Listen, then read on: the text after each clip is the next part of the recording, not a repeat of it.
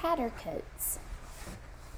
In a palace by the sea, there once lived a very rich old lord who had one little granddaughter. He had never seen her face, but he hated her bitterly because his favorite daughter had died at his granddaughter's birth. He sat by his window looking out over the sea and weeping tears for his lost daughter. His white hair and beard grew down over his shoulders and twined around his chair. Paragraph 3. Meanwhile, his granddaughter grew up with no one to care for her. The old nurse would sometimes give her a dish of scraps from the kitchen or a torn petticoat from the rag bag. The other servants of the palace would chase her from the house and call her Tattercoats. They pointed at her bare feet and shoulders until she ran away crying. She grew up with little to eat or wear. She spent her days in the fields with the goose herd as her only friend. He played his pipe for her so that she forgot all her troubles and danced with his flock of noisy geese. One day, the king announced that he was going to give a great ball. All of the lords and ladies of the country would go, so the prince could choose a wife. When the lord received the invitation for the ball, he dried his eyes and ordered his servants to cut him loose. His hair had bound him a prisoner, and he could not move. He sent them for rich clothes and jewels because he was going to the ball. Meanwhile, Tattercoats had heard of the great ball. She sat by the kitchen door and wept because she could not go.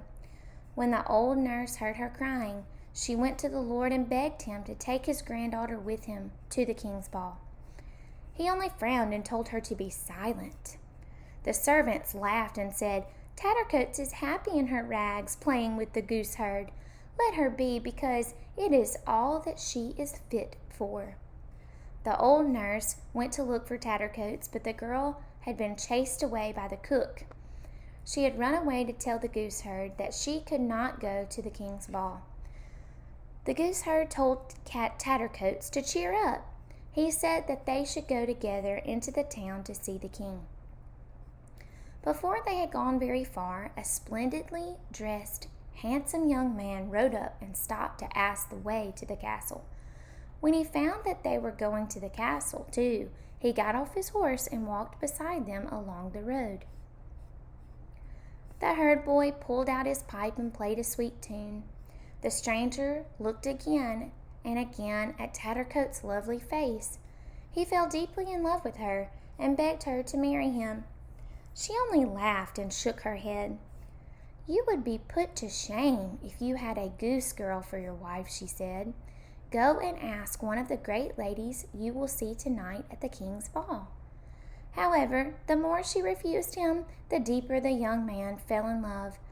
He begged her to come that night to the king's ball. He told Tattercoats to come with the herd boy and his geese and her torn petticoat and bare feet. Night came, and the hall in the castle was full of light and music. Just as the clock struck 12, Tattercoats and the herd boy, followed by his flock of noisy geese, entered at the great doors. The ladies whispered, the lords laughed, and the king stared in amazement. The prince rose from beside the king and came to meet her. Taking her by the hand, he kissed her and turned to the king. "Father," he said, for he was the prince, "I have made my choice, and here is my bride, the loveliest girl in all the land." The herd boy put his pipe to his lips and played a few notes. As he played, Tattercoats' rags were changed to shining robes with glittering jewels and a golden crown upon her hair. The flock of geese behind her became a crowd of dainty pages.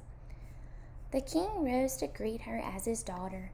The people outside in the street said to each other, "Ah, now the prince has chosen his wife, the loveliest girl in all the land." The goose herd was never seen again, and no one knew what became of him. The old lord went home once more to his palace by the sea. He could not stay at court when he had sworn never to look on his granddaughter's face. He still sits there by his window. If you could only see him, as you some day may, you would see him weeping more bitterly than ever as he looks out over the sea.